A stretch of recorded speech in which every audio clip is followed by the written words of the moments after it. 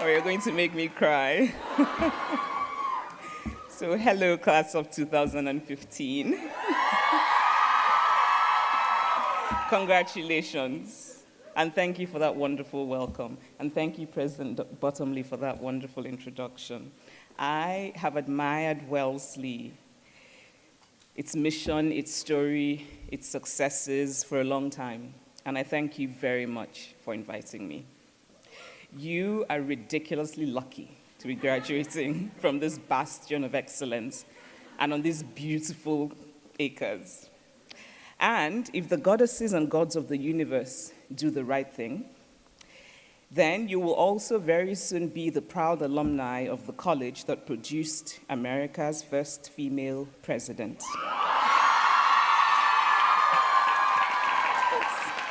Go Hillary! I'm truly, truly happy to be here today. I'm so happy to be here, in fact, that when I found out your class color was yellow, I decided I would wear yellow eyeshadow. But on second thoughts, I realized that much as I admire Wellesley, even yellow eyeshadow was a bit too much of a gesture.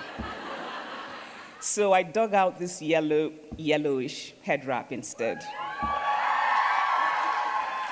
So speaking of eyeshadow,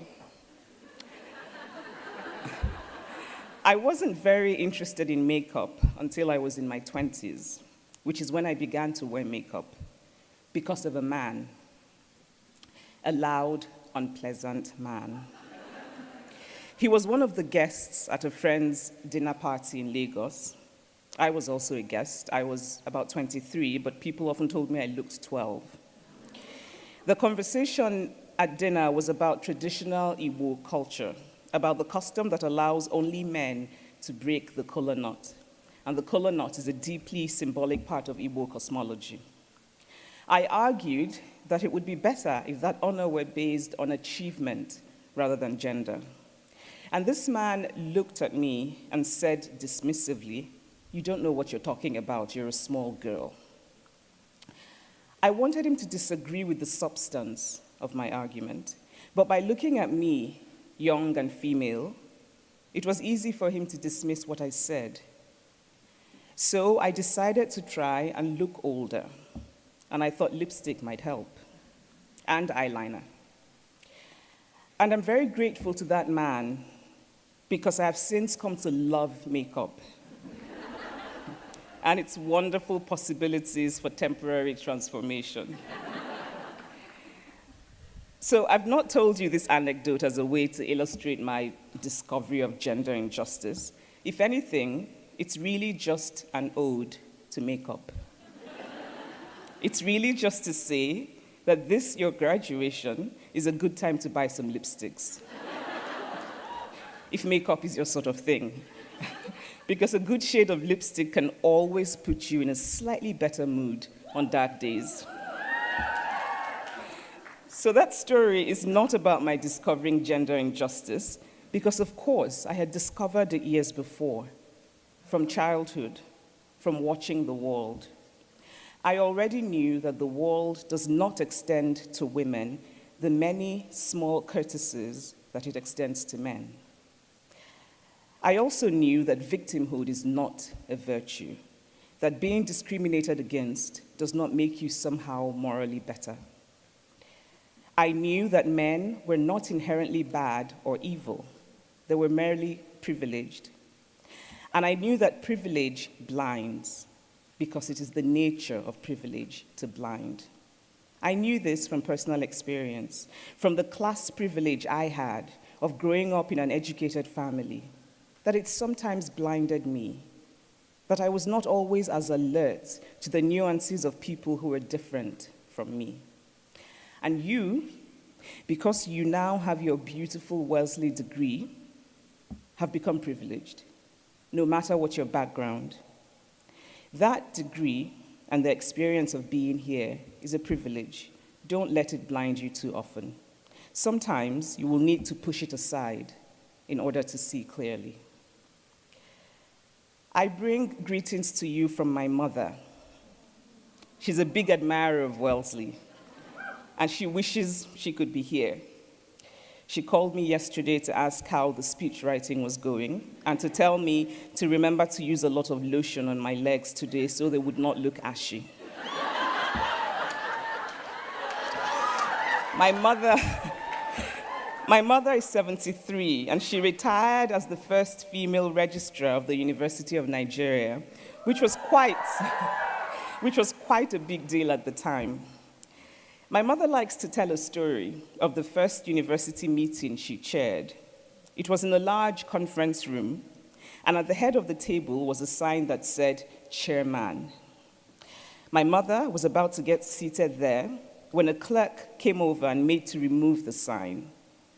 All the past meetings had, of course, been chaired by men, and somebody had forgotten to replace the chairman with a new sign that said chairperson. The clerk apologized and told my mother he would find the new sign since she was not a chairman. My mother said no. Actually, she said, she was a chairman. She wanted the sign left exactly where it was. The meeting was about to begin. She didn't want anybody to think that what she was doing in that meeting at that time, on that day, was in any way different from what a chairman would have done. Now, I always liked this story, and I admired what I thought of as my mother's fiercely feminist choice. I once told this story to a friend, a card-carrying feminist, and I expected her to say bravo to my mother, but she was troubled by it. Why would your mother want to be called a chairman as though she needed the man part to validate her? My friend asked. In some ways, I saw my friend's point. Because if there were a standard handbook published annually by the Secret Society of Certified Feminists, then that handbook would certainly say that a woman should not be called, nor want to be called, a chairman. But gender is always about context and circumstance. And if there is a lesson in this anecdote, apart from just telling you a story about my mother to make her happy that I spoke about her at Wellesley, then it is this: your standardized ideologies will not always fit your life, because life is messy. When I was growing up in Nigeria, I was expected, as every student who did well was expected, to become a doctor. Deep down, I knew that what I really wanted to do was to write stories. But I did what I was supposed to do, and I went into medical school. I told myself that I would tough it out and become a psychiatrist, and that way I could use my patients' stories for my fiction. But after 1 year of medical school, I fled. I realized I would be a very unhappy doctor, and I really did not want to be responsible for the inadvertent death of my patients. Leaving medical school was a very unusual decision, especially in Nigeria, where it is very difficult to get into medical school. Later, people told me that it had been very courageous of me, but I did not feel courageous at all. What I felt then was not courage, but a desire to make an effort, to try. I could either stay and study something that was not right for me, or I could try and do something different, and so I decided to try. I took the American exams, and I got a scholarship to come to the US, where I could study something that was not related to medicine. Now, it might not have worked out. I might not have been given the American scholarship. My writing might not have ended up being successful. But the point is that I tried. We cannot always bend the world into the shapes we want, but we can try. We can make a concerted and real and true effort. And you are privileged that because of your education here, you have already been given many of the tools that you will need to try. Always just try, because you never know. And so as you graduate, as you deal with your excitement and your doubts today, I urge you to try and create the world you want to live in. Minister to the world in a way that can change it. Minister radically, in a real, active, practical, get your hands dirty way. Wellesley will open doors for you. Walk through those doors and make your strides long and firm and sure. Write television shows in which female strength is not depicted as remarkable, but as merely normal. Teach your students to see that vulnerability is a human rather than a female trait. Commission magazine articles that teach men how to keep a woman happy. Because there are already too many articles that tell women how to keep a man happy. And in media interviews, make sure fathers are asked how they balance family and work. In this age of parenting as guilt, please spread the guilt equally. Make fathers feel as bad as mothers. Make fathers share in the glory of guilt. Campaign and agitate for paid paternity everywhere in America. Paid paternity leave everywhere in America. Hire more women where there are few. But remember that a woman you hire doesn't have to be exceptionally good. Like a majority of the men who get hired, she just needs to be good enough. Recently, a feminist organization kindly nominated me for an important prize in a country that will remain unnamed. I was very pleased. I've been fortunate to have received a few prizes so far, and I quite like them. Especially when they come with shiny presents. So to get this prize, I was required to talk about how important a particular European feminist woman writer had been to me. Now, the truth was that I had never managed to finish this feminist writer's book. It did not speak to me. It would have been a lie to claim that she had any major influence on my thinking. The truth is that I learned so much more about feminism from watching the women traders in the market in Nsukka, where I grew up, than from reading any seminal feminist text. But I could have said that this woman had been very important to me. I could have talked the talk, and I could have been giving the prize and a shiny present. But I didn't. Because I had begun to ask myself what it really means to wear this feminist label so publicly. Just as I asked myself after excerpts of my feminism speech were used in a song by a talented musician whom I think some of you might know,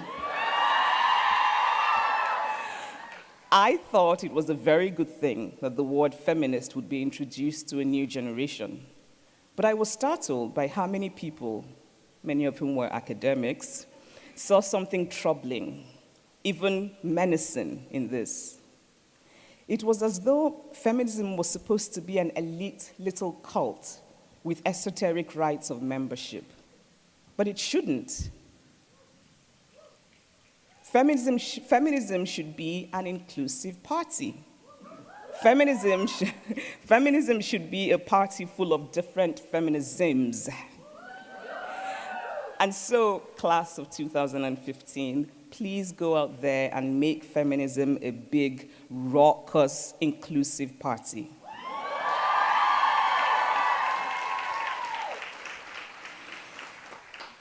The past 3 weeks have been the most emotionally difficult of my life. My father is 83 years old. He's a retired professor of statistics, a lovely, kind, simple man who is full of grace. I am an absolute daddy's girl. 3 weeks ago, my father was kidnapped near his home in Nigeria. And for a number of days, my family and I went through the kind of emotional pain that I have never known in my life. We were talking to threatening strangers on the phone, begging and negotiating for my father's safety, and we were not always sure if my father was alive. He was released after we paid a ransom. He's well, he's in fairly good shape, and in his usual lovely way, he's very keen to reassure us that he's fine. I'm still not sleeping well. I still wake up many times at night in panic, worried that something else has gone wrong. I still cannot look at my father without fighting tears, without feeling this profound relief and gratitude that he's safe, but also rage that he had to undergo such an indignity to his body and to his spirit. And the experience has made me rethink many things: what truly matters and what doesn't, what I value and what I don't. And as you graduate today, I urge you to think about that a little more. Think about what really matters to you. Think about what you want to really matter to you. I read about your rather lovely tradition of referring to the older students as big sisters and the younger ones as little sisters. And I read about that strange thing about being thrown in a pond. I didn't quite get that. But anyway, no, that I didn't get. But anyway, I would like very much to be your honorary big sister today.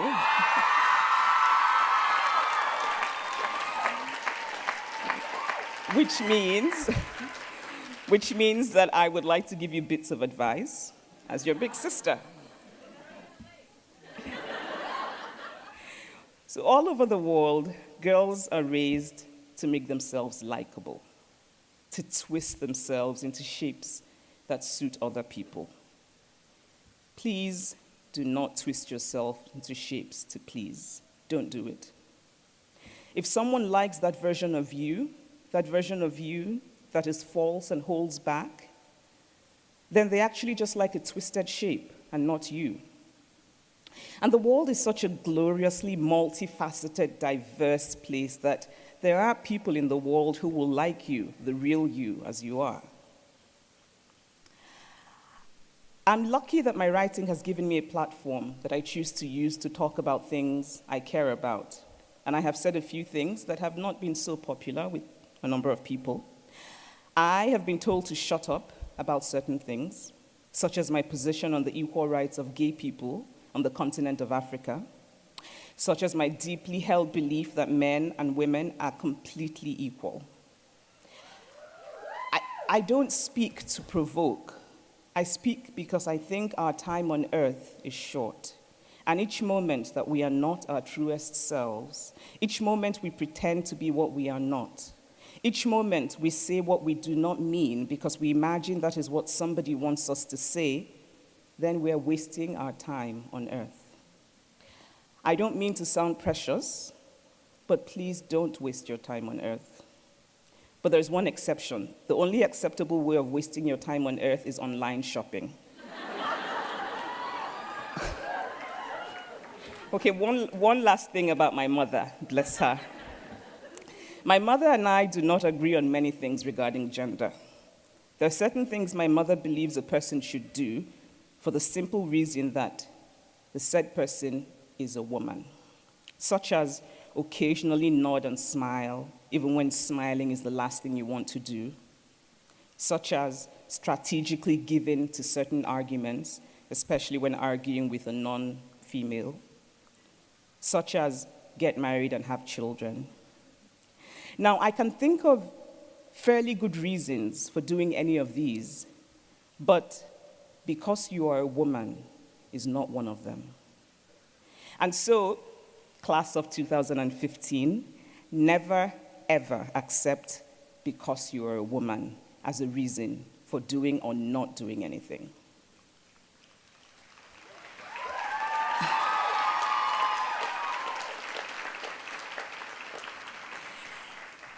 And finally, I would like to end with a final note on the most important thing in the world, love.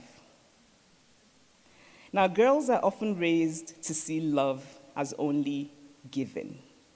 Women are praised for their love when that love is an act of giving.